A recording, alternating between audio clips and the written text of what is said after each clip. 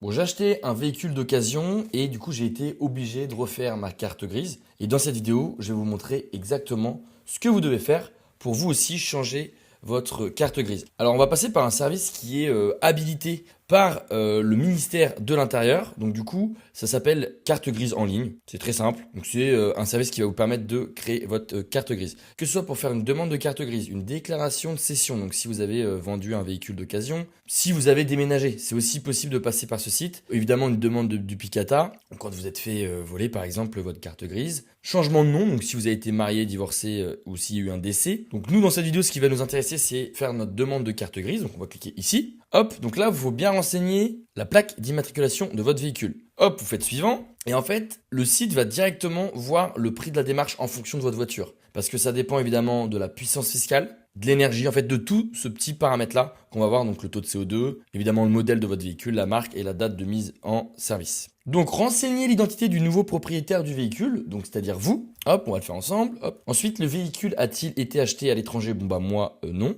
Souhaitez-vous inscrire un co-titulaire sur la carte grise? Donc ça peut très bien être votre mari ou votre femme ou un enfant. Donc moi je vais mettre non parce que je suis tout seul. Et là en fait votre coordonnée pour l'email. Pour suivre évidemment le dossier, vous faites valider. On arrive ici sur un total de 181 €, mais évidemment vous avez mon code, c'est Louis15 qui vous permet de bénéficier de 15% de réduction. Donc vous avez gagné quasiment 10 €. Ensuite vous renseignez évidemment votre carte de crédit ou faire un paiement en 3 fois. Et ensuite je vais vous montrer tous les papiers que vous devez envoyer au service de carte grise en ligne pour que vous puissiez recevoir votre nouvelle carte grise en 7 jours. Donc il faut évidemment une copie de l'ancienne carte grise, la déclaration de cession du véhicule. Donc ça c'est si vous voulez le vendre. Donc demande de certificat d'immatriculation du véhicule. Donc vous tapez demande de certificat d'immatriculation. Hop, demande de certificat d'immatriculation du véhicule. Donc service public. Hop, on fait remplir le formulaire. Ensuite, sélectionner la raison correspondante. Bon, bah, nous, c'est un certificat. Bon, du coup, pour remplir ça, il faut évidemment votre ancienne carte grise. Tout est marqué, hein, c'est assez simple. Donc là, par exemple,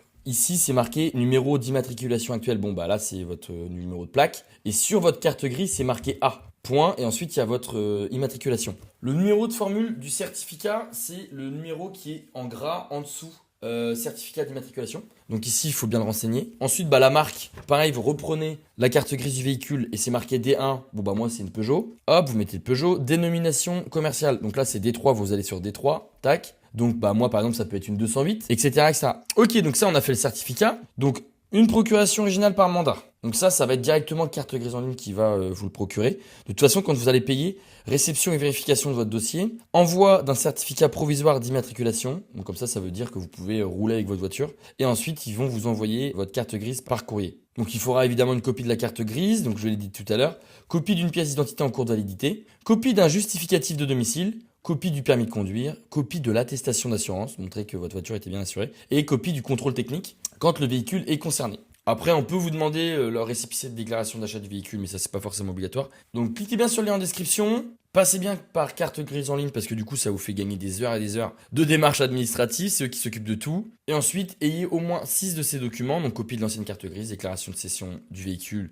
si vous le vendez, demande de certificat d'immatriculation. La procuration, pas besoin parce que ça sera directement carte grise en ligne qui va vous le procurer. Copie recto verso d'une pièce d'identité valide. Justificatif de domicile datant de moins de 6 mois. Copie du contrôle technique évidemment de moins de 6 mois, copie recto verso du permis de conduire du propriétaire. J'espère que cette vidéo vous a aidé. Si elle vous a aidé, n'hésitez pas à la liker, à me poser vos questions en commentaire, je réponds à tout le monde. Et sur ce, je vous dis à très bientôt pour une prochaine vidéo.